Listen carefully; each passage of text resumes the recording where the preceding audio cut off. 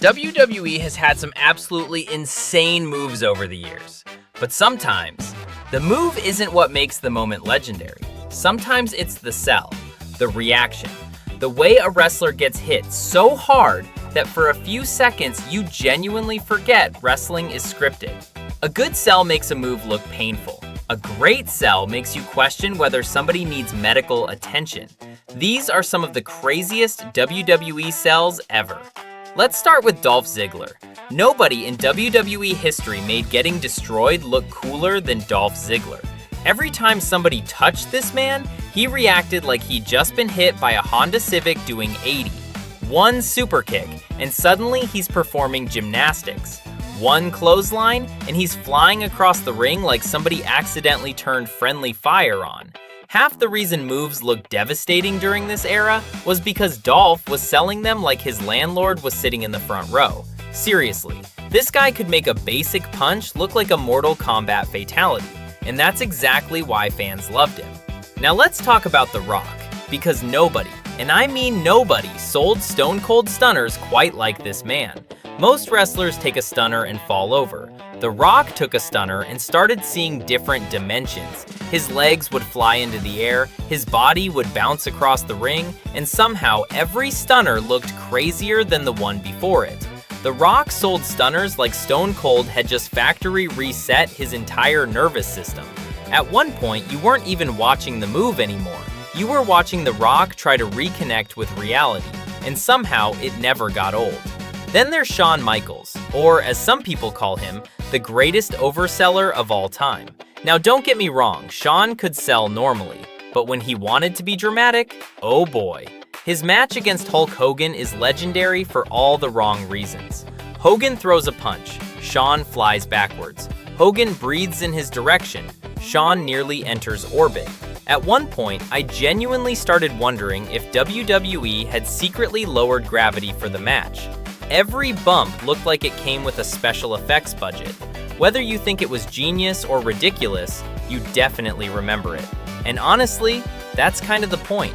Now let's move on to Brock Lesnar, which feels weird because Brock is usually the reason other people are selling. This guy isn't built like a human, he's built like a final exam. Brock is supposed to be the one launching people through the air, not the other way around. But every once in a while, someone catches him perfectly. A super kick lands, an RKO appears out of nowhere, and suddenly this giant refrigerator with muscles is doing aerial maneuvers. Seeing Brock Lesnar fly through the air is like watching a vending machine learn parkour. It shouldn't happen, which is exactly why the crowd loses their minds every time it does. Then we have Ric Flair. Now Ric Flair didn't just sell. Ric Flair created an entire art form. A chop hits him, and suddenly he's stumbling around the ring like he just stepped on 12 Legos at once. A punch lands, and somehow he's upside down in the corner.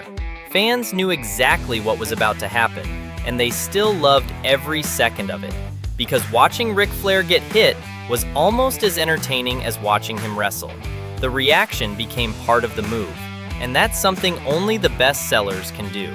Now let's talk about Randy Orton, because somehow Randy makes both giving and taking moves look incredible, especially when it comes to the RKO. The thing that makes the RKO special isn't just the move itself, it's the way people react to it. 1 second they're standing, the next second they're folded up on the mat wondering what year it is. Some RKOs happen so fast that even the audience needs a replay.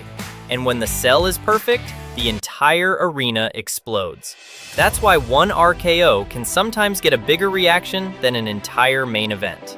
Speaking of devastating moves, let's talk about the Pedigree. For years, Triple H was planting people face first into the mat, and the sells were incredible. Some wrestlers bounced, some folded in half, some collapsed like their controller disconnected. The move already looked brutal, but the reactions made it look career-ending.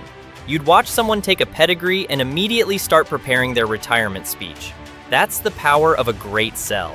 Now here's a strange one, the Ultimate Warrior. Because sometimes, McMahon. Because one of the funniest sellers in WWE history wasn't even a full-time wrestler. It was the boss himself. Whether he was getting stunned, knocked over, or reacting to complete chaos, everything Vince did looked absolutely ridiculous. This man walked like he was trying to intimidate gravity itself, and whenever something shocked him, his face looked like he just opened a bank account and found out he owed money. Nobody reacts like Vince, nobody falls like Vince, and honestly, nobody accidentally creates memes like Vince McMahon. But here's the thing, the greatest sellers don't just react to moves, they make the audience feel the move. They convince thousands of people that something devastating just happened. A punch becomes a knockout, a kick becomes a car crash, a finisher becomes a moment fans remember for years. Because in wrestling, the move starts the moment, but the sell finishes it. So now I want to know, what's the craziest WWE sell you've ever seen? And who do you think is the greatest seller in WWE history? Let me know in the comments.